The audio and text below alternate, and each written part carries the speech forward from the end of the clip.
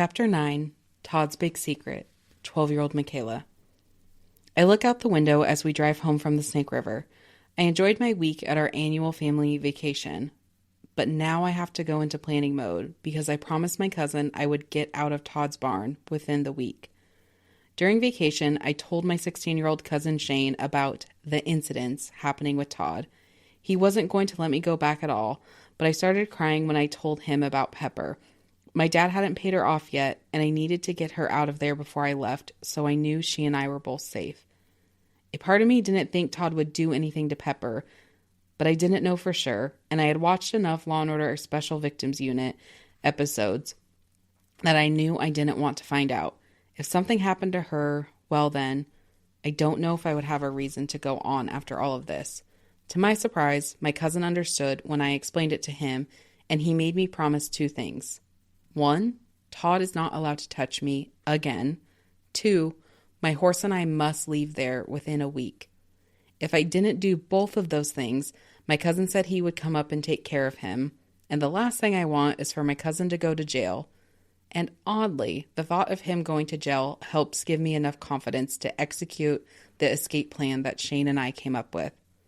Normally, we wouldn't leave my dad's for another 2 weeks after returning from the Snake River, but since my cousin is a few years older than me, he has already gone through middle school and told me what to tell my dad so that he would let us leave Central Oregon sooner than planned.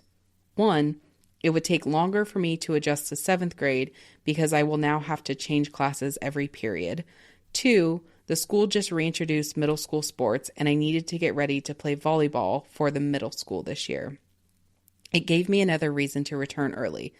I must get ready for school and for school volleyball. The Columbia River glides out the window as we drive down the gorge. Water helps me think, so I keep staring out the car window at the river, hoping it will give me more answers.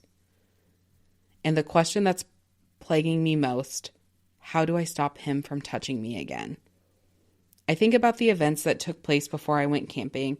The truth is, he had already started to touch me less because, quite honestly, I'm just over it. And the thing that happened before camping was the last straw for me. Something in me started to shift after I returned home from my trip to see my cousins and attend the Toby Keith concert.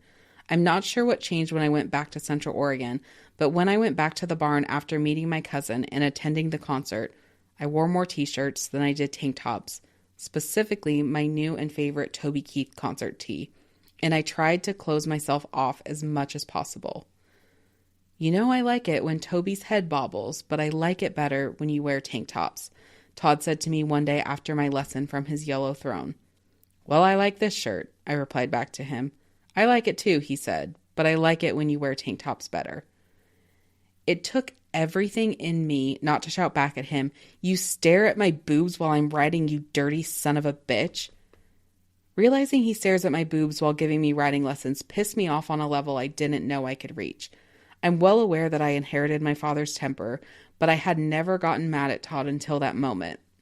It even surprised me how mad I got at him. I felt like we were in an unspoken contract, and at that moment, I realized he violated the terms of our agreement. Not just for that day, but since we entered this unspoken contract. If he touched me, whatever, I would deal with it and continue to blame it on the dementia, which becomes less and less convincing each day.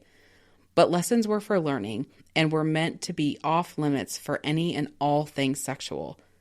I'm tired of getting fondled, and I thought maybe, just maybe, changing shirts would slow things down. His comment about the shirt pissed me off the most, but it wasn't even the worst thing that happened before I went camping.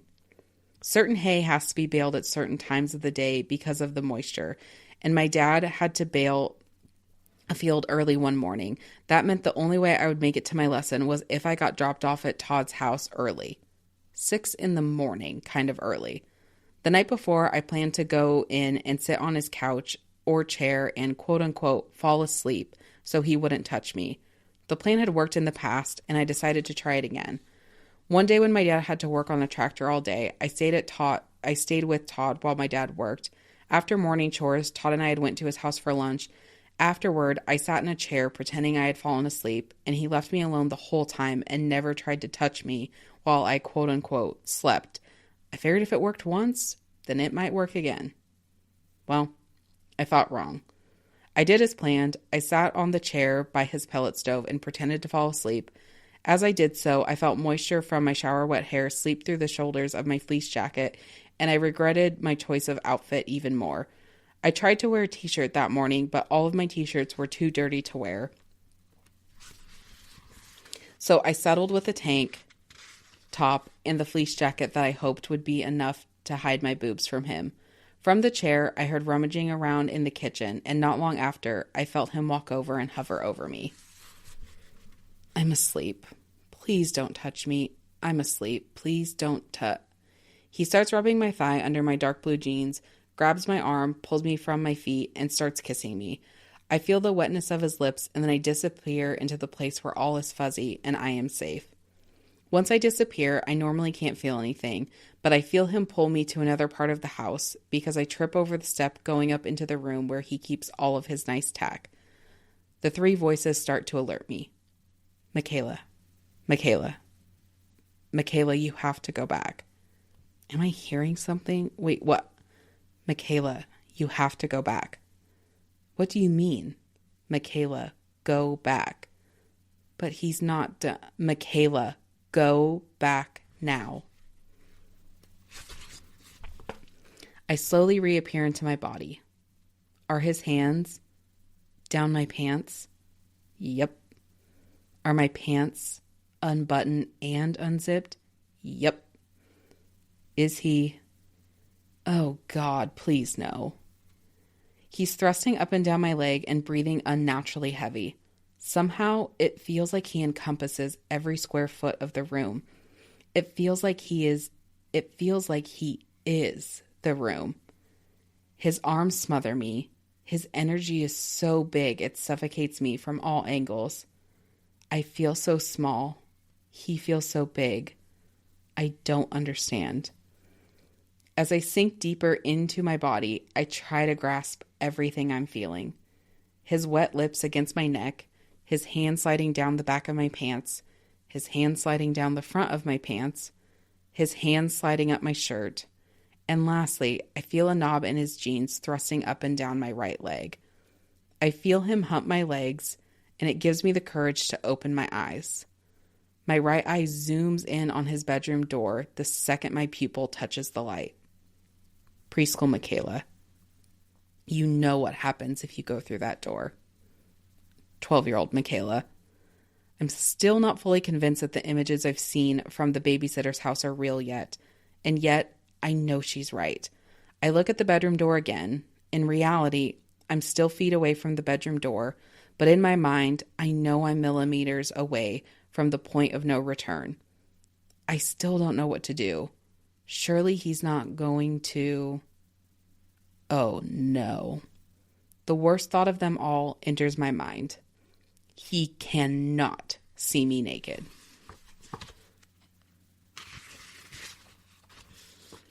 I don't really want to see him naked either, but the thought of him seeing me naked from that angle, not happening. The thought and nearing reality brings me fully back into my body. I shake my head, turn around, and refasten my pants. Before I can look at his face, I turn away from him to exit the house and go feed the horses. The screen door squeak reminds me I'm no longer near him and lets me know that he did not follow me out. I never thought I would be so thankful for the squeak on that damn door. That incident happened a few days before we left for the Snake River, and he didn't touch me again before I left for vacation, so I know I can do this. I know I can keep him away. I'm unsure how, but maybe, just maybe, walking away like I did before will be enough. I used my cousin's plan to convince my dad that I must return to the valley a week early for school. It doesn't take much convincing because he believes I'd never skip out on a week of extra lessons, but what he doesn't know doesn't hurt him. My plan has started to fall into place, and now I just have to get through the next week without Todd laying a hand on me. Maybe I'll threaten him with my cousin. Yeah, that's a good idea. And for some reason, the thought of my cousin being in Todd's mind makes me feel better. Maybe I'll even show him a picture so he can see how much bigger my cousin is than him. The image in my mind of my cousin towering over him makes me feel better. I lay in bed and I brace myself for tomorrow. While staring at the ceiling, I take a deep breath, and the three voices and I talk about our plan for the morning. Come on, Michaela. You got this. 1 week. It's 1 week. You can do anything for 1 week. Yeah, you're right. I can do this. But how?